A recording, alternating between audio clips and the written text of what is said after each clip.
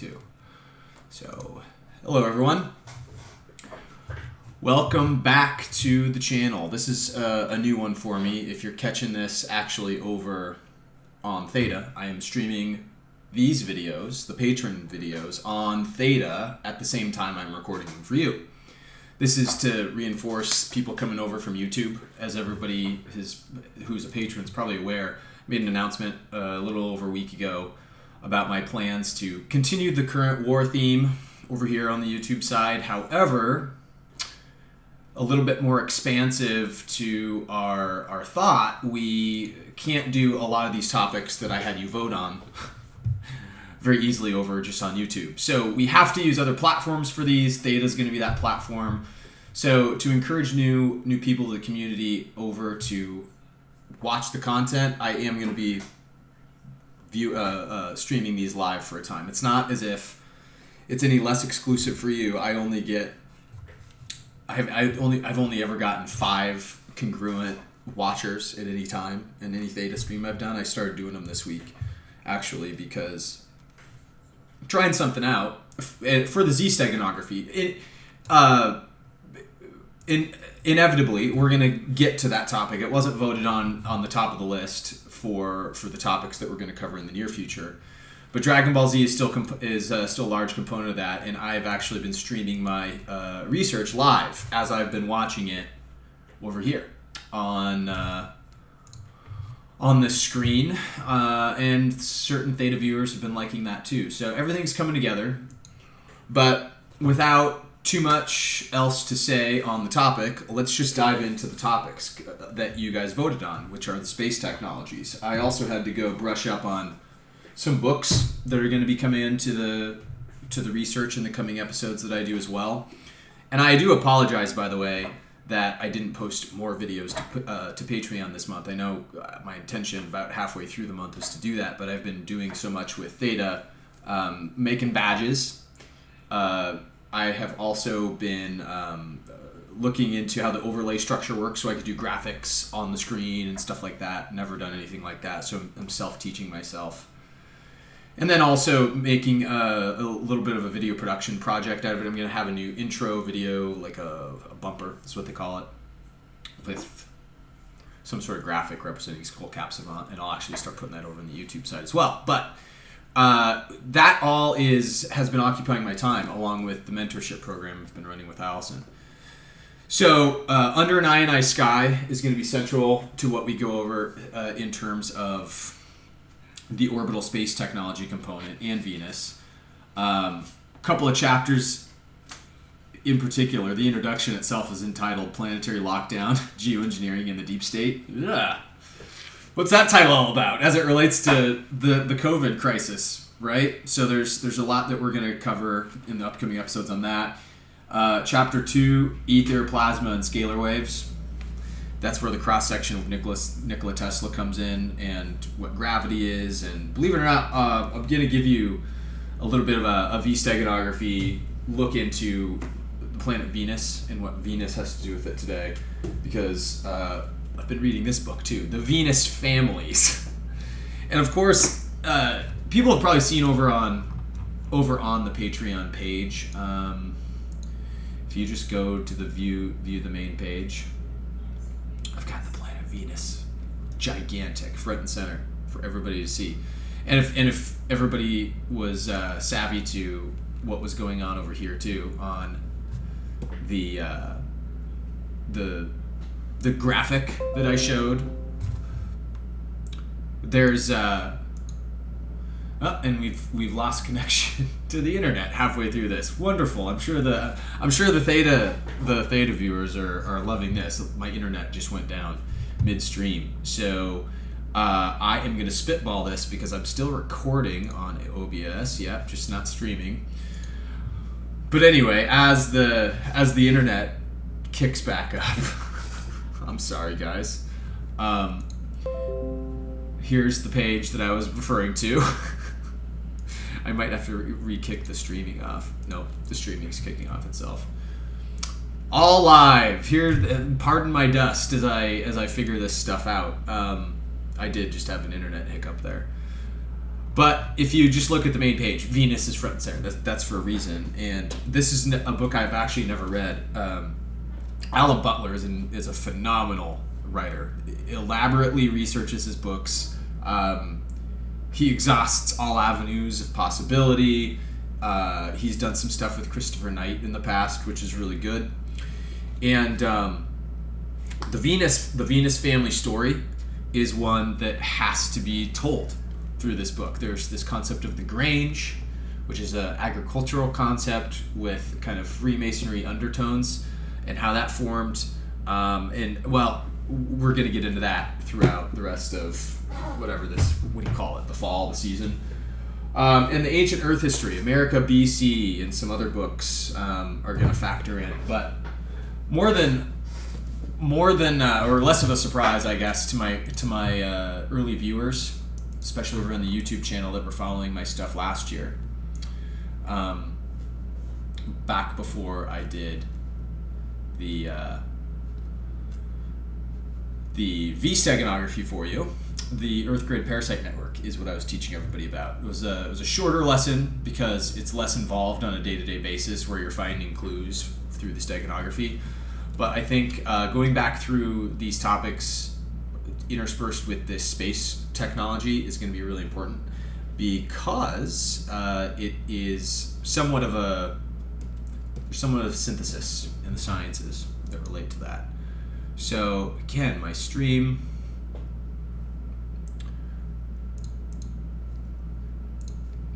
messing up over there on Theta, so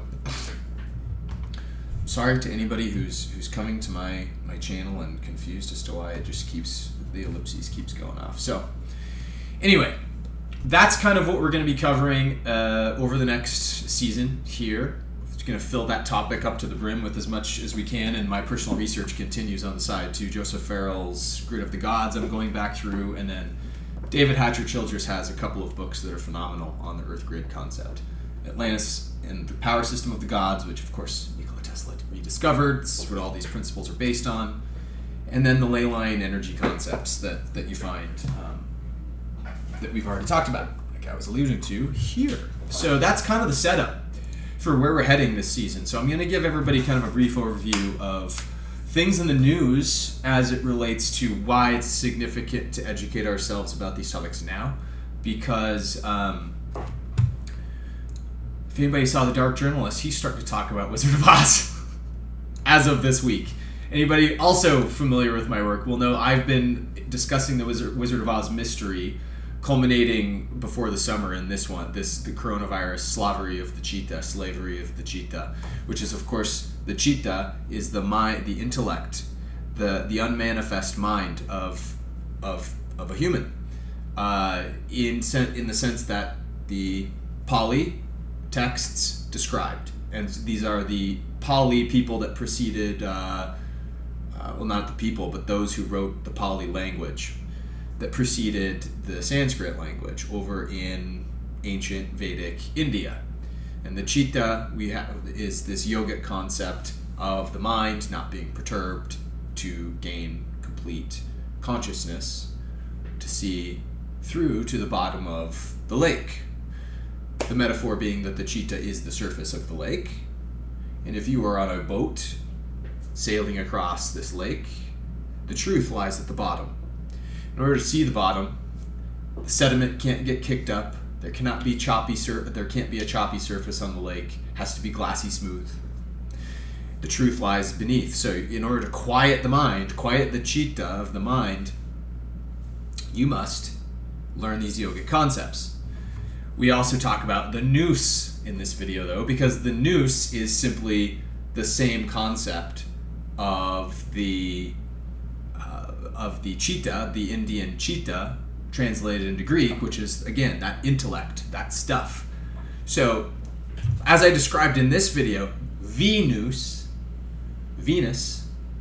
conceptualized with the concept of the Nous, the V-steganography, the concept of the Nous, the V-steganography being, as everyone's familiar with by this point in time, as we've discussed so many times with V for Vendetta and how it manifests itself for a hijacking of the five senses. V is the fifth number in Roman numerals. These are familiar concepts to those that aren't new to this stuff. So these are all the pervading thoughts that are now manifesting in that Wizard of Oz riddle. Dark Journalist, the ex-steganographer, not the V-steganographer like I am. He's much more renowned. He's got a much larger audience than I do yet. But he, on his show last week, Wizard of Oz, ex-steganography, which we've covered before as well. Let me just play this little clip as he's talking about the X, the double X, and the super X, and the straw man, the wizard from the Wizard of Oz. And super X. It's never well explained. It's not explained in the books. It's not explained in the movie. But there's the X-steganography sitting in the middle of this classic as they're getting ready to meet the wizard. Oddly enough, there's more X-steganography around the Tin Man too, which is the wheel that he's under has an X on it. So everybody that is new to steganography, X, V, these are numerical representations of. Oh hey, Oliver, close off. Hey, nice to have you. I got a Theta subscriber logging in here. I'm gonna say hi to. All right. But getting back to this decode, the whole wheel concept relates to the X tarot card, the 10, the wheel, which is also the wheel. This relates to mind control, cybernetics. This relates to, if you really want to learn about these topics, I really do encourage you to look at this video here on my Patreon page, MK Ultra, Violence, Riots, and Mind Control, the Wheel, Cybernetics, and the Pentagon Neural Net. The graphic is loading very slowly. It looks like I continue to have internet woes. But, yikes, this is like old dial-up style internet connection. This is the spot where you can watch that video over on my Patreon page that goes over these very same concepts. But as Daniel over here on the Dark Journals channel has pointed out many times, X has everything to do with space tech as well. So you can anticipate that as my work overlaps with his, because it already does to a large degree, going through these topics, it's going to overlap even more, because naturally as I'm looking into the nature of things with the steganography, X has everything to do with space tech, V has everything to do with controlling the mind. So when you combine these two things, you get XV, the devil card, which is bondage to addictions. We've gone over these things multiple times, but you'll find all of that decode in those previous videos that I've mentioned. So we also have talked about in the previous videos this concept where Nainanya, another YouTube channel, has discovered that the planet Venus is perfectly going through the horns of Taurus, which in a V pattern in the retrograde cycle perfectly carves a V through the horns of Taurus, which at this point in time has a lot to do with the Isis symbolism, with the horns above Isis in this time of the Isis Horus mystery, which is the Christ mystery. This happened in July. This has already happened in the last Venus retrograde, so it marks the beginning of something we can imagine, right? What? I do not know. But we shall see. We shall see. Secondary to that, we have these stories coming out about Nikola Tesla being from Venus again. And to those in the woo-woo community, this isn't a new story beat. This is not something that will impact you wildly to say like, oh my God, I didn't know that there was even speculation he was from Venus. What we do know, because of the David Talbot book that we're going to go through, is that Venus was a captured planet. It caused these lightning arcs when it came in that disrupted the ether space in between the sun and the earth, and looks to have, based on ancient records, caused big spark gaps to form in the ether and in space between all of these planets, and formed structures like the Grand Canyon that you see in the United States near where I live. So this is something that is very curious. This planet came in from nowhere that spins the opposite direction of all the other planets, And it only came in, it would appear, after another planet was destroyed beyond Mars. Was the planet inhabited? People would say no. Normally, it's a gas planet, right? Nobody can live there. It's got carbon dioxide atmosphere. That's what they say. Anyway, that's what they say. Because what else comes up is the Mauna Kea telescope. Just over a week ago, discovering hints of life on Venus. So here's the article reads: what may be the first hints of life on Venus have been discovered by an international team of astronomers using observations from the James Clerk Maxwell telescope.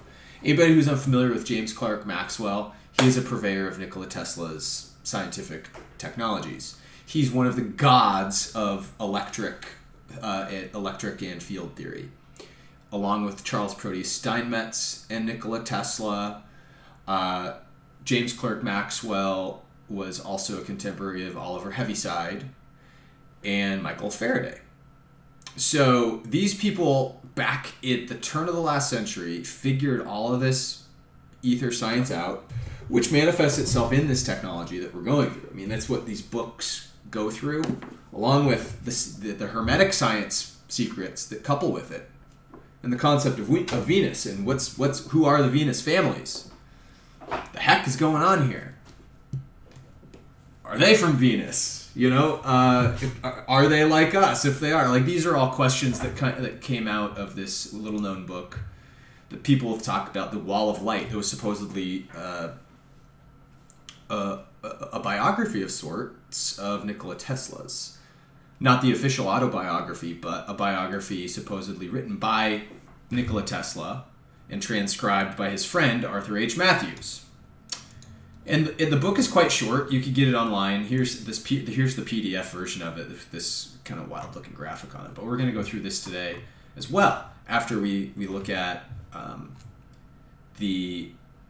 why there's a mention of the fact that Nikola Tesla is from Venus, from people like Rex Bear over at the League Project, who, if you watch this short video, you'll determine there's nothing really in this that indicates much. This is a nothing document, probably June 17th, right? There's a 17 in there. I don't know if that means anything relating to Q. There are plenty of other numbers in here to decode that doesn't necessarily mean anything related to Q. But this is how you have to look at the documents that are declassified in the now to bring light to certain facts or fictions. And if there are truths out there, potentially, maybe even this one, let's just consider for a moment. Nikola Tesla might be from Venus, right? I mean, I've got this classic meme here that I love to show. We haven't showed it in a while. This one, Nikola Tesla. You can read it, right? Crazy thing about smart motherfuckers is they sound like crazy motherfuckers to dumb motherfuckers. It's not meant to denigrate anybody. Hey, Shaf. How are you, dude? This is the cool part about recording these videos on the live stream. You guys can see it live if you want to, but then you can go there afterward to watch. Did you just donate 10 Theta Fuel, Chef? Is that what that is? Thank you. Thank you very much. Very much appreciated. So, continuing onward, the whole thing about Nikola Tesla, Venus, space technology, these are intersecting paths. We're also eventually, when I get down to the what of these topics in further videos, we're going to go into the investment realm. Which companies are engaging in the development of these space technologies, and take a look at what it means for our path forward from here. How much of it is a cross section of the current war that played out between Tesla and Edison, how the meme of the Nikola and Tesla current war situation here with the war with China is going. By the way, you can expect a YouTube video probably later on today or tomorrow when we go into the current war situation. I'm also reading this book. As you can see, I'm reading a shit ton of books right now. Kind of tough to go through all these topics all at once, but this is all about the commercial relationship that China has had, a tenuous one at best, from an insider who worked through Hollywood to put on a bunch of the productions that you see, and now you see kind of the relationship collapsing with this whole Mulan latest fiasco. Anyway, it all intersects all at once to form this picture of the broader scope of what's happening, and there's a lot to be determined as we're gonna find out with this Venus mystery. So that was a long tangent, guys. Sorry. James Clerk Maxwell was what spawned that tangent. I'll always come back. I hope you at least know that about me. Hey, J-Ben. Good to have you. I'm doing a stream for my patrons right now, and you're welcome in on the live stream. Good to have you. Hope you learned something about space technology, Nikola Tesla, and Venus. So, the fact of this being in the news a little bit over a week ago, University of Hawaii says that the timeliness, to me, of this announcement matches up with the timeliness of these speculations around Venus, and matches up with, well, a reason why we might want to have to consider a text like this that points to, in an autobiographical sense, that Tesla may be from Venus. Kind of crazy, but let's just consider it, right? Again, the Tesla Universe website highlights this too. If you guys want to learn more about this book, you can actually go buy a copy on Amazon. It's not like it's a banned book or anything. But when the scientists at the James Clerk Maxwell Observatory observed the phosphine gas in Venus' upper clouds, Earth phosphine is excreted by microbes that thrive in oxygen-free environments, it says. This discovery was published. It's not in Nature Astronomy, which is not relevant to what we're going through right now.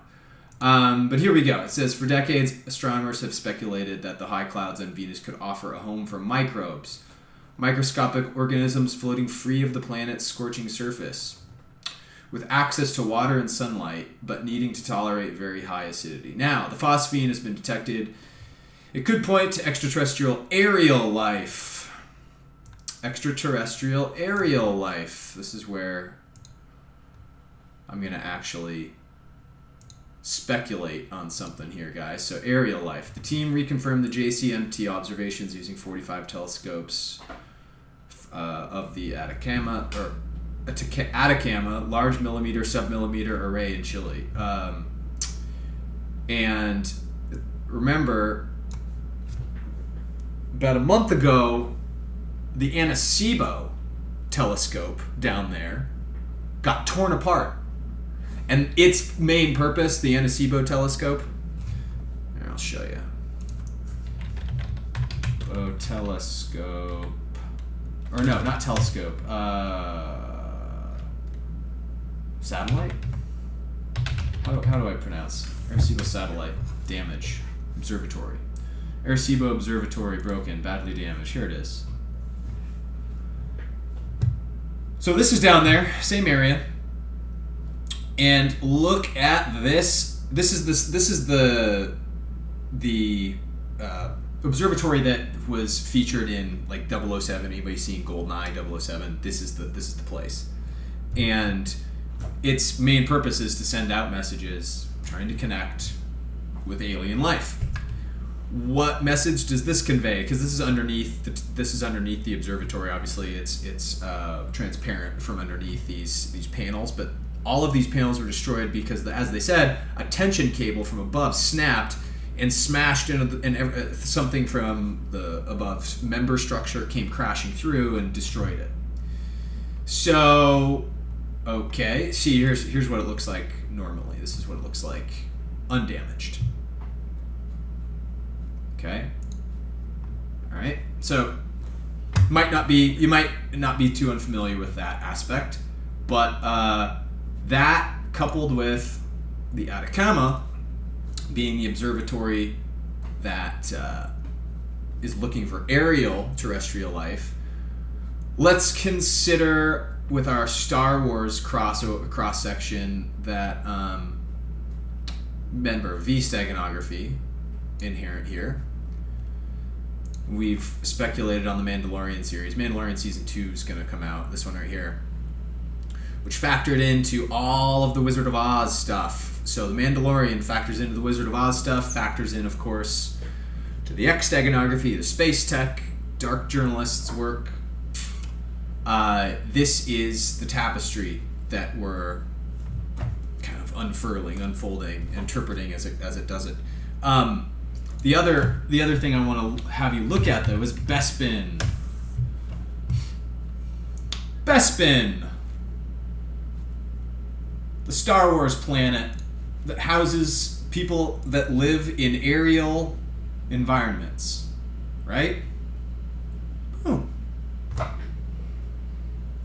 Is it not possible, potentially, that this is what the article is saying? This is what it's saying to me, anyway. This is what I'm reading between the subtext of the V-steganography, James Clerk Maxwell telescope. 45 telescopes. 45 is the number of the president right now, Donald Trump, which is coupled up with the main space memes. Here they all are. Darth Trump, the Wizard of Oz, the Bitcoin reset, Baby Yoda as it relates to the heart chakra and the Merkaba. These aren't new themes to people that are purveyors of the channel, like I keep mentioning. But what does it mean? Why did this happen? Why did Venus come in and have such a havoc-ridden effect on the entire system when it came in, rending the planet with what would appear, as I've talked about before in the Ozark video, these two whiplash lightning bolt locations. One in the Lake of the Ozarks, one in the Grand Canyon. That's what it looks like from space, the Grand Canyon. It's an impact point from a lightning bolt. Not slowly carved over time by the Colorado River.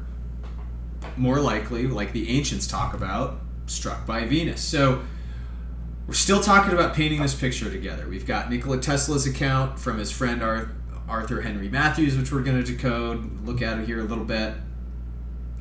But you're starting to see that maybe, just maybe, there's something to the fact that in the news now, of all times, sneaking right underneath the surface, underneath all the other distraction stuff, Ruth Bader Ginsburg died. Oh, right here. Ruth Bader Ginsburg. Right on this page too. Black Lives Matter, Ruth Bader Ginsburg, and health screenings. So you got COVID, the election, and the protests. Those are the things that are actually, most popular. This stuff is skipping right underneath the surface and nobody's noticing. What a shame. Because it's telling us something.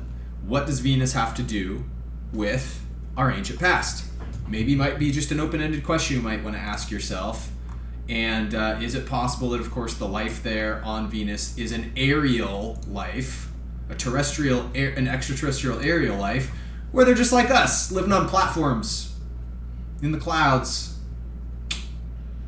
This is what I wonder. And if that's the case, they're just people. Was Nikola Tesla one of them? Apparently in this story, his parents, like in a very Superman-esque way, Cal sent him to Earth to be raised by Earthlings, right? So what else is going on? But NASA's also releasing more UFO videos and confirming them. So the space tech mystery tied in with the history mystery is very apparently surfacing itself in the general ethos, the general social order. There you go. Confirm all of these things that would come along with,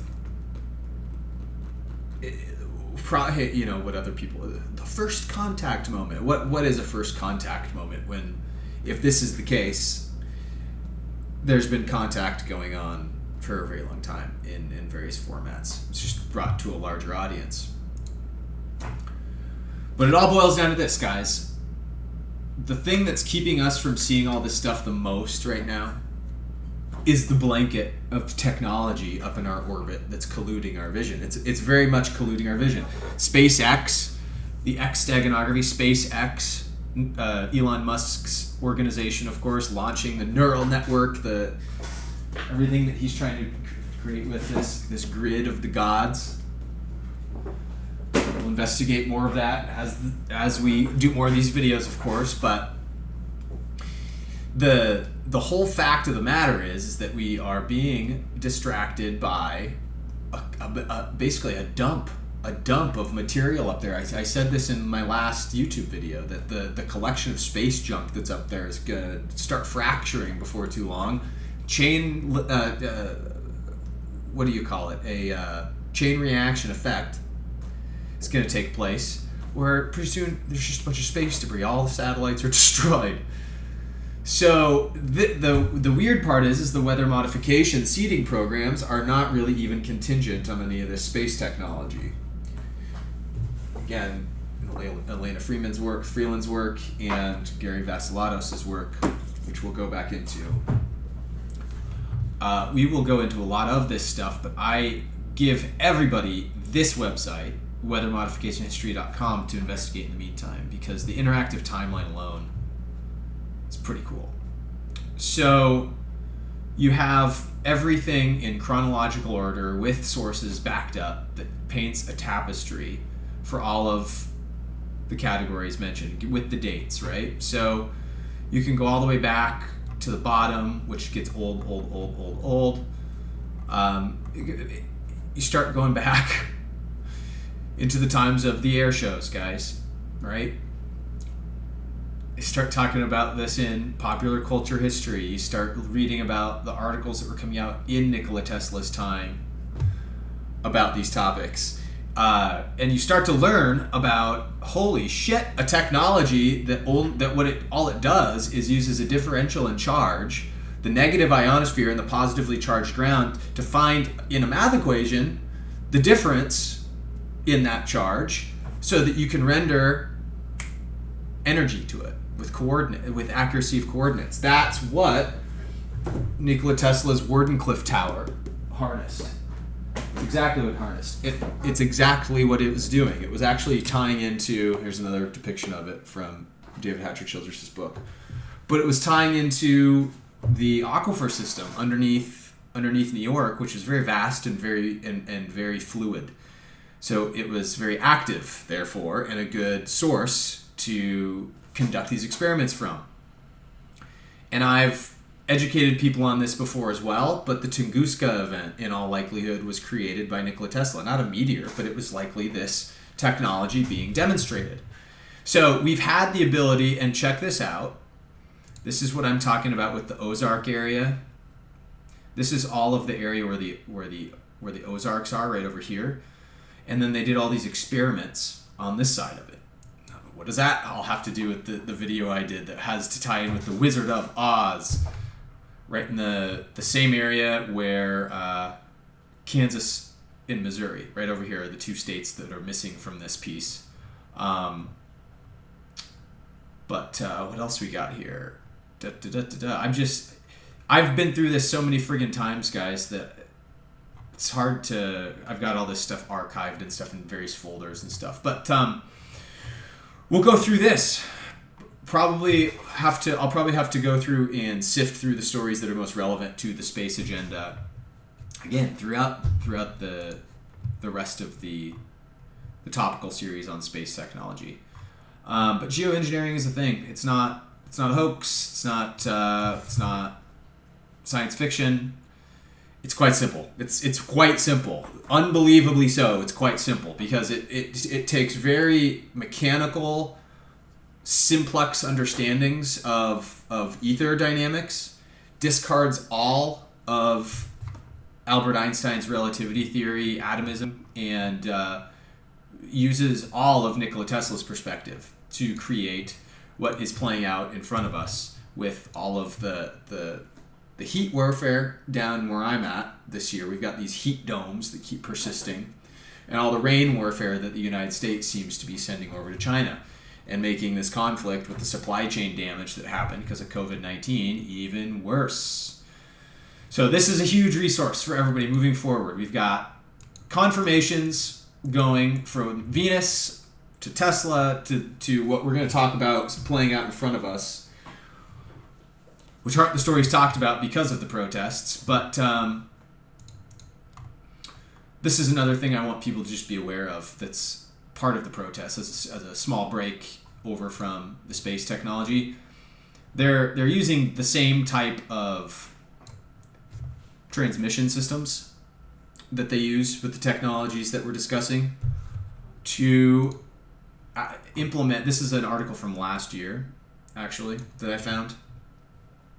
Not this year. But they say that politicians in Washington have developed a radar that detects when people are enjoying something so they can figure out what will be the target of their next ban. I wanted everybody to be careful of this, or aware of it at least, as we continue to talk about stuff. I don't know if this technology has been really implemented or not, if it's in the back end of YouTube and you're being broadcast to a frequency that you don't know of yet or something to that extent.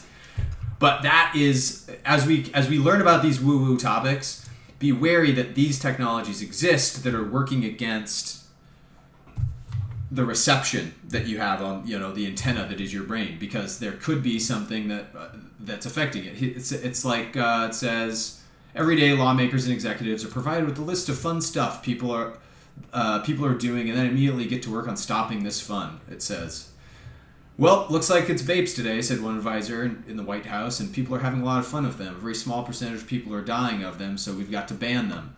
I don't know if everybody remembers the scare of that last year. This was all pre-COVID-19 as well. So, if they are basically not only causing people to dislike something, but to potentially fear something. Think about this technology on a spectrum. And if they're able to make you simply disinterested from something that you'd normally be interested in, don't you think on that same dial, you'd just be able to turn up the gain to where you were so averse to something that you were afraid of it? I wonder on this stuff too. I'll let you guys decide. This is a brief article I found that I'm going to look for more patented documents of this technology, let's say. An example of a military company advertising this technology would be another good thing. I haven't seen anything to the effect that something like this has been installed, but you never know. You just never know. So, as we also move into space, the money system continues to transition. Blockchain will become more and more a part of this. And so I'm going to go through some Zero Hedge articles, actually, that show where we're at in terms of that, too. And this is kind of the setup for where the season is going with the space technology,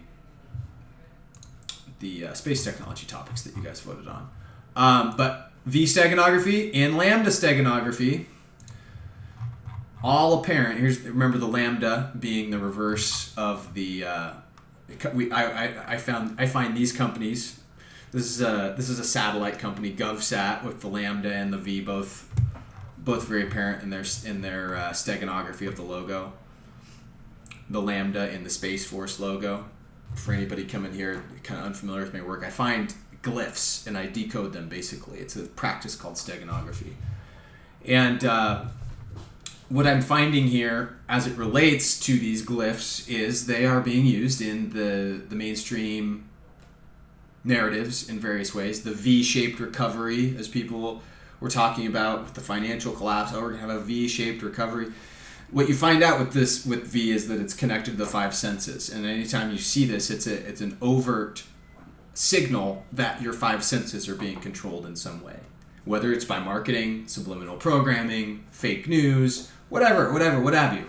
The V is the reverse modification of the lambda, which in Greek has many metaphysical meanings to it that we won't get into here.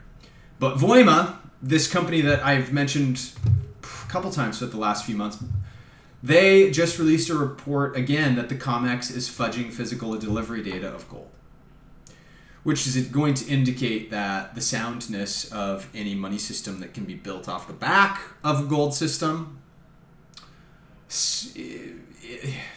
can't be trusted. It's looking more and more like anything that could be soundly based on gold is not to be trusted because physical delivery data is bunk. One of the reasons, going back to David Talbot's story that we'll dive into here, is the lightning strike or the spark gap that was created when Venus came into our solar system. Captured planet. Again, the only planet that reverses the opposite or spins the opposite direction as the other planets. And it's not original to our solar system. When it came in, it snapped lightning, created the Grand Canyon, created the Ozarks area, created the region on Mars, the Mons. It's not coming to me. The Mons Marineris, is that what it's called? So there are these sacred spots on the Earth that correlate to all this stuff, and where gold was created instantaneously at the point of these lightning strikes. This is why it matters. This is why it matters. There's more gold than anybody knows what to do with on this planet. There's more gold than anybody knows what to do with on this planet. And so this is a signal of that. Voima releasing the reports that are coming out with this information that the numbers are falsified. I'll leave this report up so you guys can dig into it.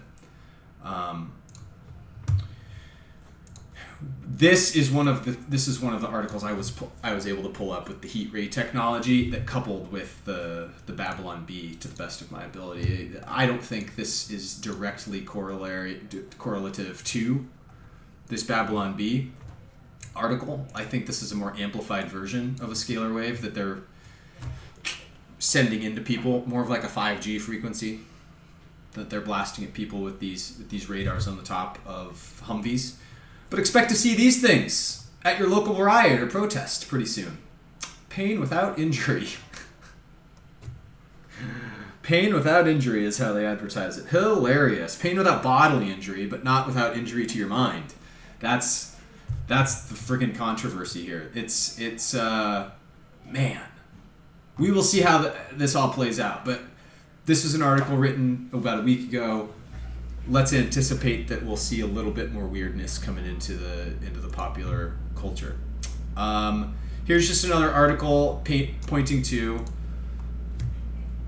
the article I just noted to you from the University of Hawaii News. People are stunned that there's life on Venus. Oh my God, the clouds of Venus are 90% sulfuric acid. Look, if there's one thing that I've learned about life in general, and we're not arguing for even human life on Venus. The articles are saying that it's not. I'm arguing that the subtext could be something that's hiding something like this. Basically, consider this. The government won't tell you that they're in interstellar relations with a civilization that orbits the aerial area of Venus. I don't know. I'm just speculating that this could be the case. The V-steganography is very apparent with the planet Venus, the Venus, all of these themes I talk about on my channel. These are the clues I look for, guys. That's all.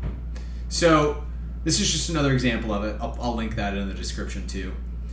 But this was hilarious because I don't remember if anybody remembered the last. I think it was my last Patreon video. Yep. It was the one on Bucky O'Hare I did, I think, that we talked about the other possible storyline that we were following with AstraZeneca, AZ. This has to do with Arizona, the Grand Canyons in Arizona. Excuse me.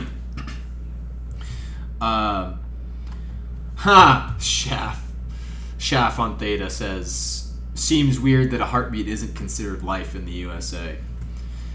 Yes, indeed. This is the purpose of knowing about the Merkaba. These are the other pieces to the puzzle that I teach about over on my channel.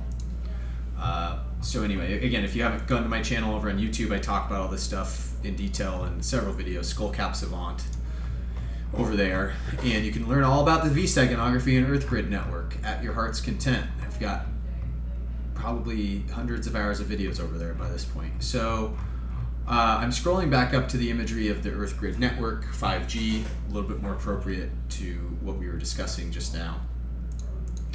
But AstraZeneca being back to this story, the conventional vaccine company that is in pre-COVID-19 trials right now and had to stop the disbursement. This is the announcement from a week ago. They had to stop the trial itself. That's what they did. They had to stop the trial itself based on an investigation that was happening in the U.S. So there it is, AstraZeneca. We have Astra, the spaceship startup out of Alaska, with rockets failing. So again, is the subtext in this, in the propaganda that's being shoveled, is this to say that the rocket paradigm is failing and the field theory technology is coming to life? And these are the soft announcements of that secret technology that's coming. I think so, because I'm a purveyor of steganography, and I believe what steganography. Well, I don't believe what steganography. The conclusions that I draw based on what steganography shows are incredibly sound arguments that stand the test of reductive thinking, retroductive thinking, critical thinking, and any logical fallacy that you could put to it. If you look at the logo of Astra, what is it? But the lambda, part of the pentagram, which of course we talk about, or Ken Wheeler's talked about, being the triangular secrets to the embedded in this triangular form are the secrets to consciousness, reality, the geometry and conjugate forces of the universe. This is where he will come in and talk directly to this. This is why it matters. AstraZeneca, and we'll get back to the AstraZeneca and the 5G lab that's burning, and the Huawei 5G lab that's burning today, because it's weird that all of the space technology being implemented, seemingly 5G here, 5G lab Huawei being burnt to the ground, all the conspiracy theories abound about it amidst COVID-19, as people remember. I did some videos researching that myself. And then what is the AstraZeneca paradigm of the COVID-19 vaccine related to the Astra rocket fail with the Lambda, just like the Space Force Lambda, the exact cross-section taken out of the pentagon, the military. Hopefully any viewers that aren't familiar with my work are getting the picture a little bit as I talk through this stuff. This is actually Ken Wheeler's pentagram phi ratio diagram explained. But instead of relying on that, I'm going to just show a video actually that has him, talking about that. And I certainly don't need another browser up. So here's Ken Wheeler talking about that, and then we'll go back to the story. Hey, don't you just hate it when there's a fly in the house? Damn flies. The Pythagoreans only had one secret only, and that was incommensurability. That's right. It's not my feeling or opinion, it's a fact. One person was even supposedly drowned over it for telling a bunch of people the secret of Pythagorean incommensurability. Everything else was an open book as far as wisdom or past wisdom and knowledge that you wanted to know. But I actually, it's allergy season, sorry about that. I carved this out of wood. Allergy season for sure. Yeah, and here's the incommensurable cut right here. But the only geometry, in my opinion also, is also a hardcore fact, to embody Pythagorean incommensurability is this. It's the 1-1-phi triangle. Down here's the base. So the 1-1-phi triangle. So if you come back over to the pentagram, do you see that this triangle is 1, this triangle is 2, this triangle is 3. 3 of these overlaid on top of each other make the pentagram. So this is the 1, the base, right? The 1-1-phi.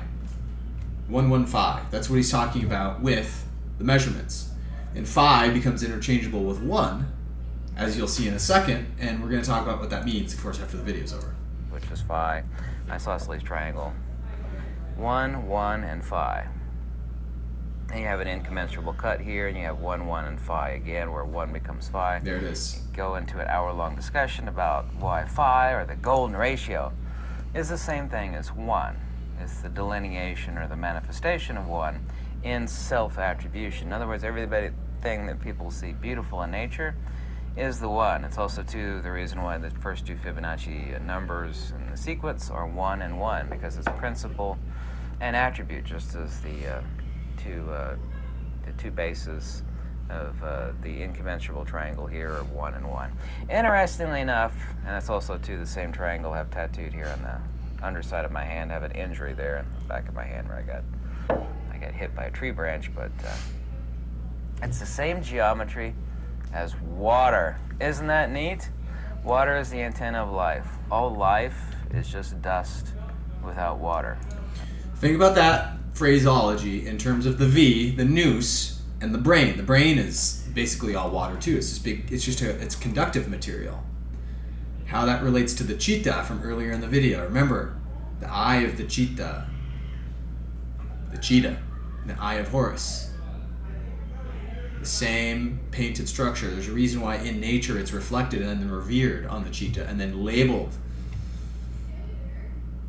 The pineal gland in the middle, representing the eye of Horus, consciousness of humanity. It's a cross-section of the brain. And the brain has this water conductive material on top as an antenna to receive your thoughts to. And so this incommensurability of the 1 is basically the unification of that signal or that thought or that force, as in Star Wars you'd actually learn of as the Force. Use the Force, like Yoda talks about. Now you're starting to see where all the Star Wars stuff comes back in and why the Mandalorian's going to take place in a burgeoning young humanity. Nobody knows where we come from, just like Baby Yoda. So start to frame that for yourself, because Ken is a very complex thinker. He's probably the world's foremost expert on field theory, and thank God he has a YouTube channel and he shares his thoughts. Eric Dollard potentially is the only other one alive that could match his level of understanding of this stuff. So I'm attempting just to translate it, make it more palatable as we go, but keep that in mind as you're watching the rest of this video in particular. I think all of us realize that, right? That's certainly not a revelation, in me stating that, but people don't actually consider what that means. That water is life. Is dust without water. It's not life at all. It's just a pile of dust, right? Ashes to ashes, dust to dust, right? Water is the bridge and antenna of the new. It doesn't matter what language we're talking about. Talk about Spiritus Sanctum, and in Pali it's cheetah, in Greek it's the nous, and it's the radio that tunes the nous. Manifest consciousness. The nous, the radio that tunes manifest consciousness. Way better explanation than I gave earlier, which I actually didn't start off with a description. I started off with an explanation. I should have started off with a description and then an explanation. So he just stated again that the intellect, the cheetah, the nous. Let's hear what he has to say about that, how it relates to the 5 and the V and the pentagram and the perfect triangle. Repeat that again, since it's the most important statement that you could say about the universe in general, and you never heard it in college or high school or anything like that, is water is the bridge and or antenna of the nous or the cheetah or the Spiritus Sanctum, and it is the radio, like a radio tunes a signal. What happens at death? And I say, well, here's a question for you. What happens to the signal when you smash the radio? Ooh, what happens to the signal when you smash the radio? So we want to know what happens at death. Just tell me what happens to the signal when you smash the radio. Does anything happen to the signal? Well, the answer to that, of course, is no. What if, like the Matrix or the Terminator, where the actual signal itself is conscious, we could actually then apply CrossFit that attribute over? Well, when you smash the radio, if the animated signal is in identification with the radio, then it suffers because of and it's all identification phenomenology in all forms of Greek and Indian and identification phenomenology. So all he's saying is that you, as the person who is receiving the signal, my OBS stream just got interrupted again. Sorry to all the Theta people out there. The internet just seems to be crashing on my end today.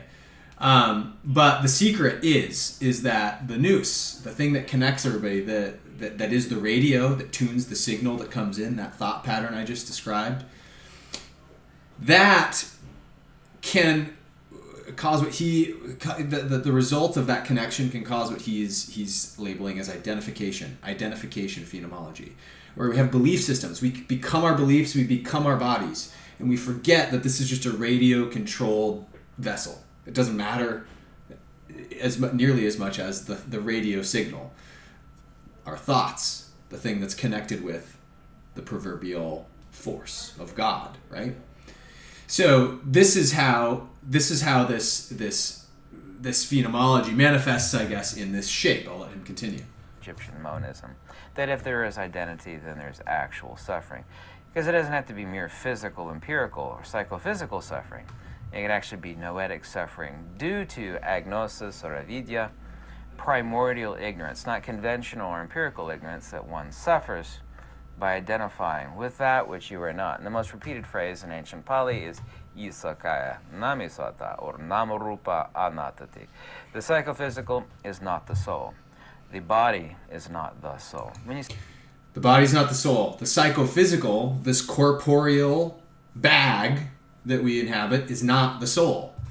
What V-steganography does is it tricks you into reversing the lambda. And of course, since my internet session expired, that V-steganography reverses the lambda, which is the upright above, pointing to God, and identifying more with the below, the five senses, also represented by the V. Do you see all the things that it conveys?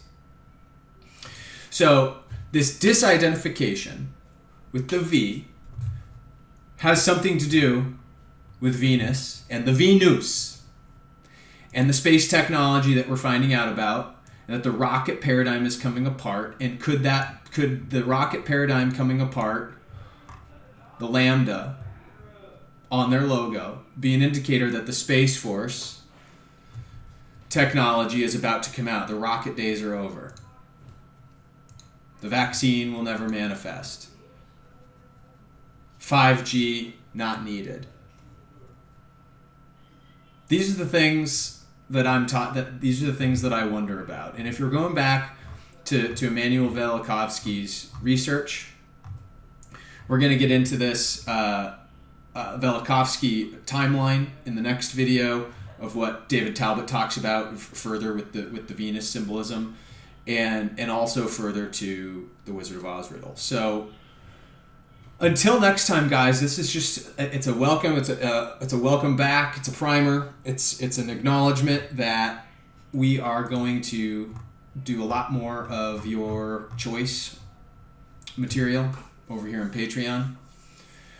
And you guys can expect here in the next day or so another video over on the YouTube side of things where I go into the current war situation and what we're seeing there too. So until then, this video actually very naturally has to end anyway, because I don't think I can load any other web pages without not being able to go anywhere. So I'll end the broadcast there, and love you all. See you next month more regularly as I incorporate Theta. Look out for those updates. I'll be submitting some messages over the Patreon channel with some updates throughout the next month as I incrementally launch all this stuff. So take it easy. Love you all. Bye bye.